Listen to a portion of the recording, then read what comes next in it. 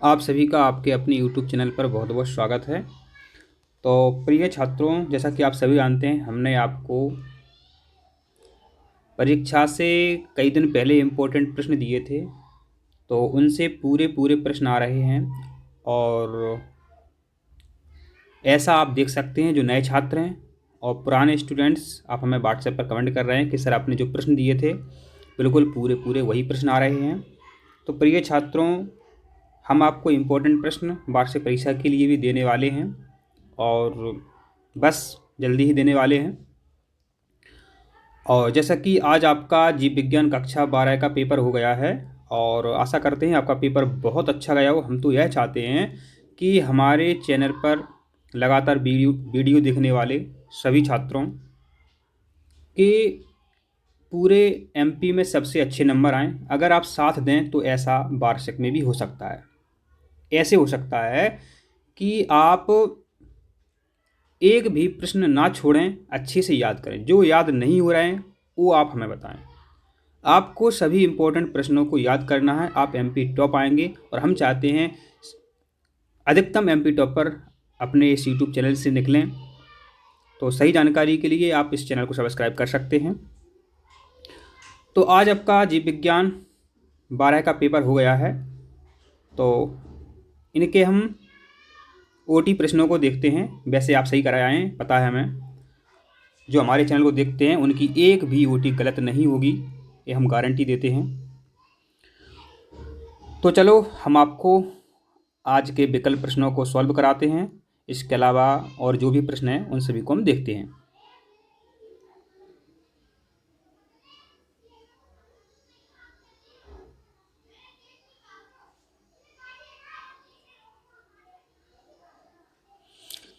आपसे पहला प्रश्न पूछा गया है, मुकुलन द्वारा जनन किसमें होता है। तो देखो, मुकुलन द्वारा जो जनन है ये किस में होता है, तो ये ईस्ट में होता है। और मेरे प्यारे स्टूडेंट्स, छात्र छात्राओं, हमने चीख चीख कर आपको बताया था जब हम प्रश्न बैंक आपको सॉल्व करा रहे थे कि ईस्ट और हाइड्रा में मुकुलन द्वारा जनन होता है। और आपको उस समय ध्यान भी आया होगा कि सर ने हाइड्रा भी बताया था, ईस्ट बताया था।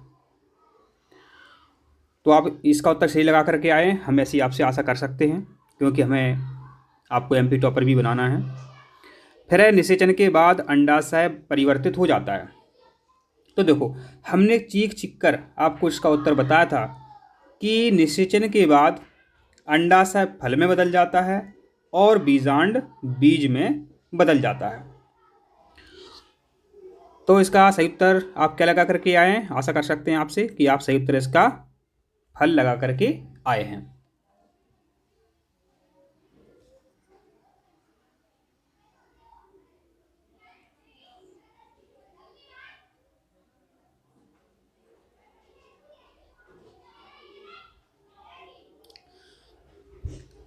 अब आपका अगला प्रश्न है, कौन सा जीव सजीव प्रजक है। तो देखो, इसका भी हमने आपको बताया था कि सजीव प्रजक जीव हैं, अंड प्रजक जीव हैं, बहुत इंपॉर्टेंट हैं।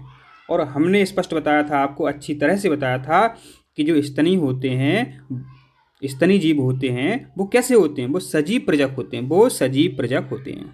आशा कर रहे हैं हम कि आप इसका उत्तर भी सही लगा करके आए हैं। फिर परागकण की बाह्य भित्ति बनती है। जो परागकण होता है परागकोश में, तो उसकी बाह्य भित्ति किस से बनी होती है, तो वो बनी होती है आपकी स्पोरोलेनिन नामक पदार्थ से।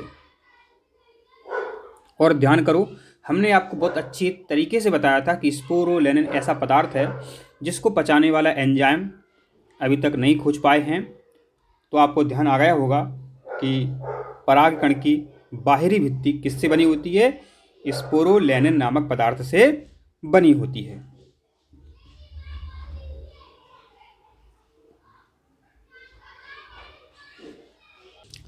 सभी छात्रों, अब आपका प्रश्न है, कच्चे नारियल का नारियल पानी क्या है। तो मेरे प्रिय स्टूडेंट्स, अगर आपको साफ नहीं दिख रहा है तो आप आवाज़ से अंदाज़ा लगा लें कि आपने क्या लगाया है। तो कच्चे नारियल का नारियल पानी क्या है, तो ये होता है बच्चों तरल एंडोस्पर्म। तरल एंडोस्पर्म होता है ये। तो और हिंदी में आपका ये सही हो जाता है मुक्त केंद्र की भ्रूण कोश। और ए भी हमने आपको प्रश्न बैंक में हल करवाया था बहुत अच्छे तरीके से, आपको ए भी ध्यान आ गया होगा, आप इसका उत्तर सही लगा करके आए होंगे। अब है किसी परागकोश की लघु बीजाणुधानी की सबसे बाह्य और सबसे भीतरी परतें होती हैं। तो मेरे प्यारे बच्चों, हमने आपको इसका उत्तर इतने अच्छे तरीके से समझाया था, जैसे कि लघु बीजाणुधानी होती है, आपको हम बता रहे हैं ये लघु बीजाणुधानी होती है। इस तरीके से आप देखें तो यहाँ पर आपको परतें दिख रही हैं।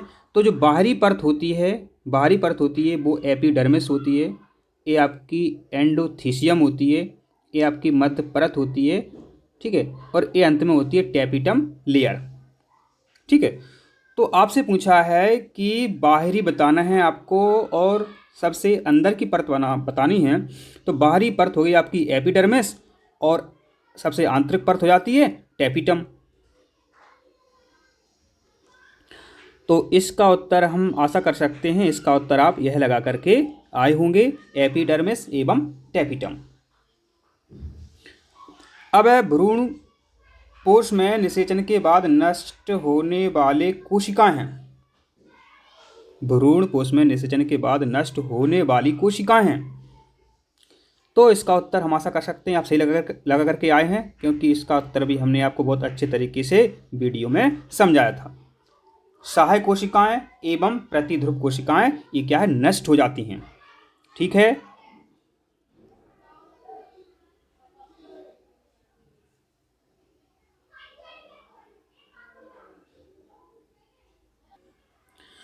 अब आपसे पूछा है कि मानव है मतलब हम लोग हैं, कैसे होते हैं? तो हम लोग होते हैं सजीव प्रजक।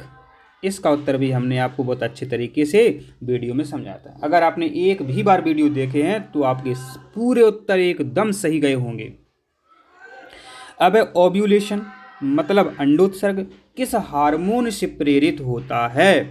तो इसका बच्चों सही उत्तर है ल्यूटिनाइजिंग हार्मोन, LH। ये सबसे सही उत्तर है। यहाँ पर कई बच्चे FSH भी लगा करके आए हैं, लेकिन इसका सही उत्तर है LH, ल्यूटिनाइजिंग हार्मोन।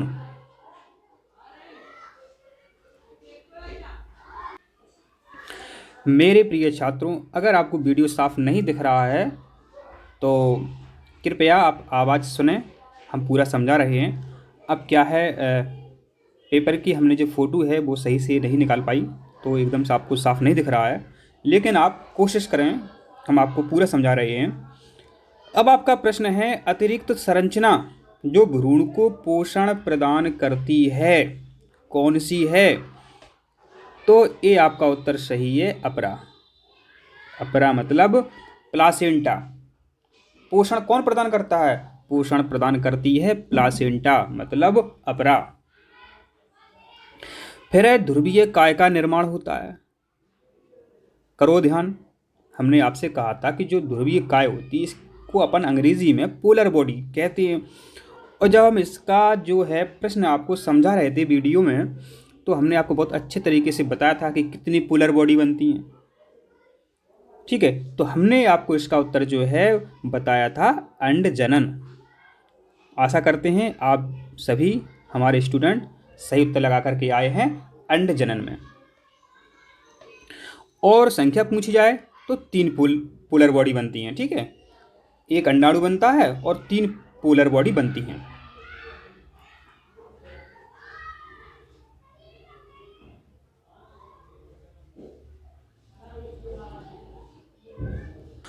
बच्चों, अब आपका अगला प्रश्न है मनुष्य में भ्रूणीय झिल्लियों की संख्या होती है। तो मनुष्य में भ्रूणीय झिल्लियों की संख्या होती है बच्चों 4। और आशा करते हैं आप सभी इसका उत्तर सही लगा करके आए हैं। बच्चों, हमने इसका उत्तर आपको बहुत अच्छे तरीके से समझाया था। हमने बोला भी था एमनियोन, कॉरियोन, एलेंटोइस और यूक्सेक, ये हमने नाम भी आपको बताए थे जब हम आपको समझा रहे थे। अब है भ्रूण की 16 कोशिका वाली अवस्था कहलाती है। तो भ्रूण की 16 कोशिका वाली अवस्था कहलाती है मोरूला, ये आप सही करके आए होंगे।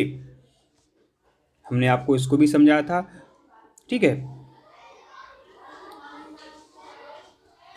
तो इसमें होता क्या है बच्चों, विदलन के समय जब भ्रूण 12 से 16 कोश की अवस्था वाला हो जाता है तब इस अवस्था को अपन मोरूला कहते हैं, ठीक है।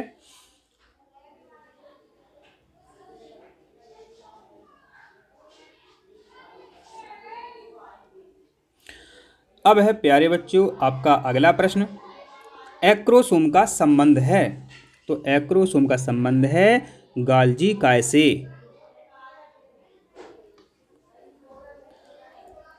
अब है बच्चों मानव जनसंख्या का जनसांख्यिकी अध्ययन क्या कहलाता है। तो मानव जनसंख्या का जनसांख्यिकी अध्ययन कहलाता है डेमोग्राफी। बहुत ही इंपॉर्टेंट प्रश्न है।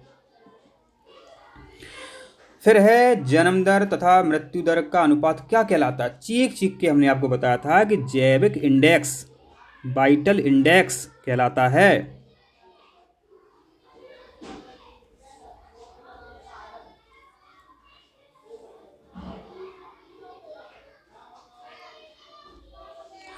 अब आपका प्रश्न है मुखीय गर्भ निरोधक गोलियों में होता है। तो देखो मुख से जो गर्भ निरोधक गोलियां खाई जाती हैं उनमें क्या होता है, उनमें क्या मिला होता है। और नाम आप जानते ही हैं, माला डी है, माला एन है और आपकी सहेली है, ठीक है। तो गर्भ निरोधक गोलियों में होता है एस्ट्रोजन और प्रोजेस्टेरॉन। आपको बहुत अच्छे से इसका उत्तर ध्यान आ गया होगा क्योंकि वीडियो में हमने आपको बताया था कि प्रोजेस्टेरॉन और एस्ट्रोजन ये गोलियों में होता है। अब है कॉपर टी का क्या उपयोग होता है। तो मेरे प्यारे बच्चों इसका जो उत्तर है अलग अलग किताबों में अलग अलग है, लेकिन जो सबसे सही उत्तर है वो हम आपको बताने जा रहे हैं। तो इसका उत्तर सबसे सही निकलता है निषेचन को रोकना। कॉपर टी का क्या उपयोग है सही, कॉपर टी का सही उपयोग है निषेचन को रोकना। इसके अलावा किताब में देखते हैं तो ब्लास्टोसिस्ट के स्थापन को रोकना ये भी मिलता है, लेकिन जब विकल्प में आपको दोनों दिए हैं तो सबसे सही उत्तर हो जाता है निषेचन को रोकना। अब है सिफिलिस रोग उत्पन्न होता है। तो बच्चों जो रोग होते हैं उनसे हमेशा प्रश्न आता है और आप उन्हें अच्छे से याद करें। तो ये भी हमने आपको बहुत अच्छे से बताया था कि सिफिलिस रोग जो है ट्रिपोनीमा पैलिडम नामक जीवाणु से होता है। इतना भी पूछ लेते हैं कि बताओ ये जीवाणु है कि वायरस है, तो ये जीवाणु है, उसका नाम क्या है, ट्रिपोनीमा पैलिडम।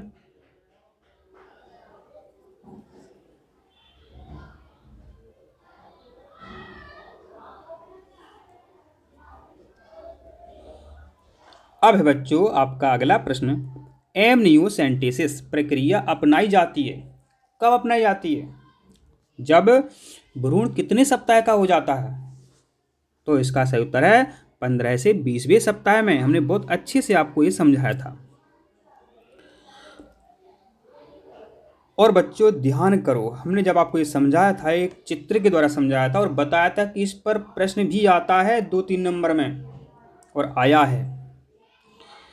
अब एसटीडी है तो इसका सही उत्तर आपका गोनोरिया।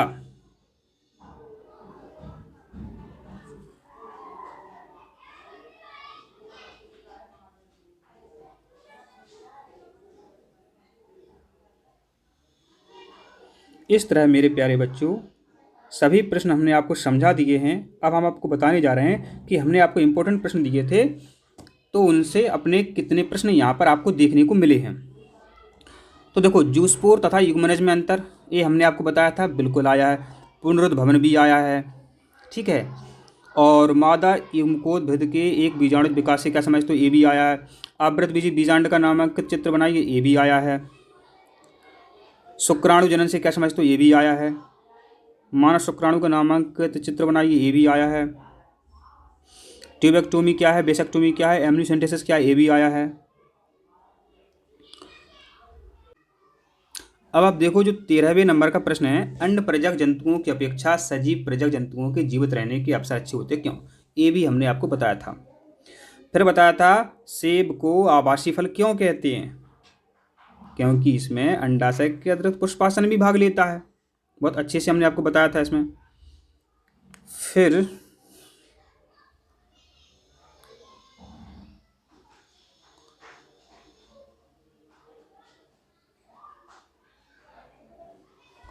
हमने आपको बताया था कि निम्न में से कौन से अंग बनते हैं, नाम लिखिए। एक्टोडर्म से क्या बनता है, मेसोडर्म से क्या बनता है, एंडोडर्म से क्या बनता है।